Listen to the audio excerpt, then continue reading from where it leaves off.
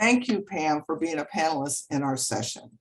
St. Louis County Juvenile Office began implementing a well-being framework in 2016 in your detention services with the help of the Full Frame Initiative. Lotus Yu, who works with Full Frame, was key in that implementation process, and she is also a part of our panel. When you tell us how you started your well-being journey and what was the focus? So we started in St. Louis County our well-being journey with a week-long leadership training. And it was a pretty intensive training. And training probably isn't the right word, because really it was identifying some of our points of pain in our workplace and our culture and our points of pride. Mm-hmm.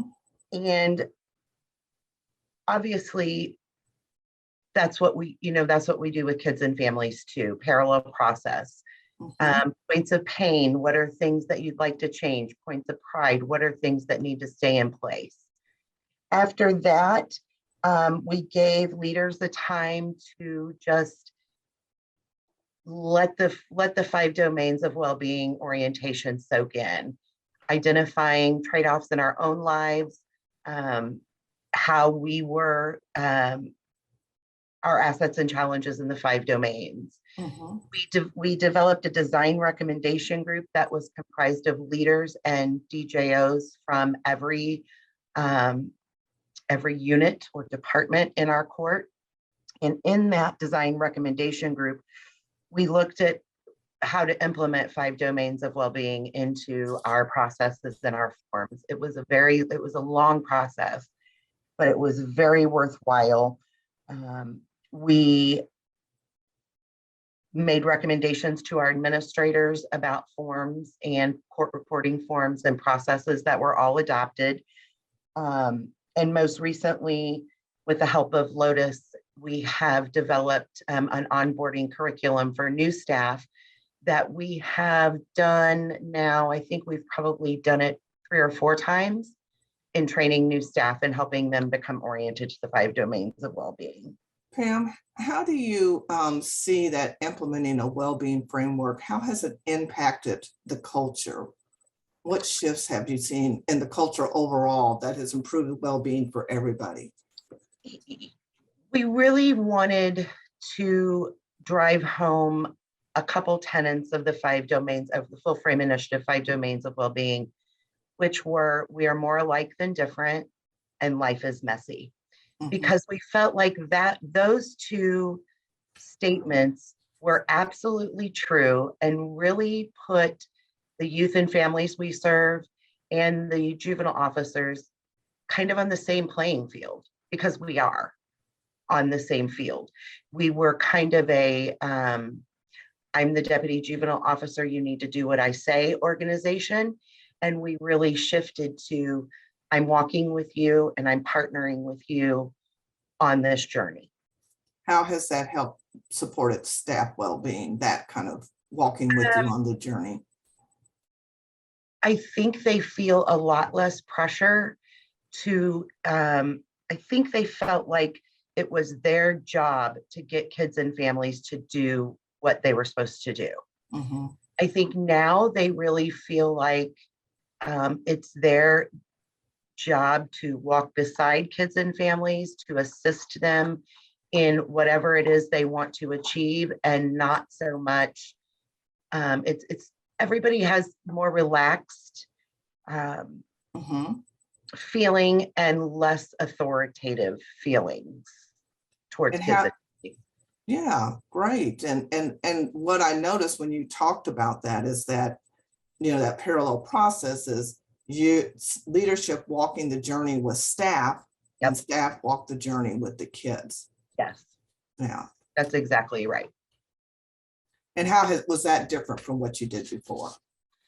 Oh gosh, it was a lot different than what we did before. We used to conduct interviews that were very direct questions, expected very direct answers, move on to the next question. We now understand the importance of having a conversation with kids and families, allowing them to kind of direct where we go, and then occasionally inserting a question to get a specific piece of information that we may need. We are definitely less blaming of kids and families and more compassionate.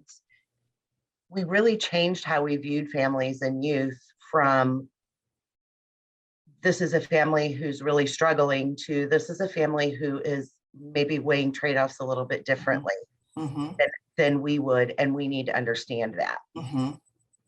Great, great. And how did you look at, in the staff and leadership level, look at trade-offs and that piece of your system to support well-being better?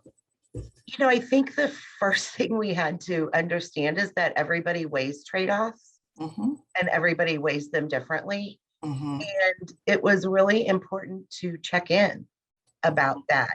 I remember a couple specific situations where somebody on my team was struggling with attendance, and it was really what's happening, what's going on, what was working well before, what's getting in your way now, and how can I be helpful? And really partnering, like you said, parallel process, partnering with families, partnering with the members of my team to help them be successful and experience assets and well-being. Yes, great. And I imagine you had some positive impacts with that shift in your leadership as well. Yes, we really started looking at engaging staff in different ways, engaging families in different ways. And I think once somebody really comes to the understanding that, yes, I care about your work and I care about your work product, but I also care about you as a person. To be a culture where whatever was happening at home, there really wasn't a place in the workplace for that. You kind of needed to compartmentalize that and keep that at home.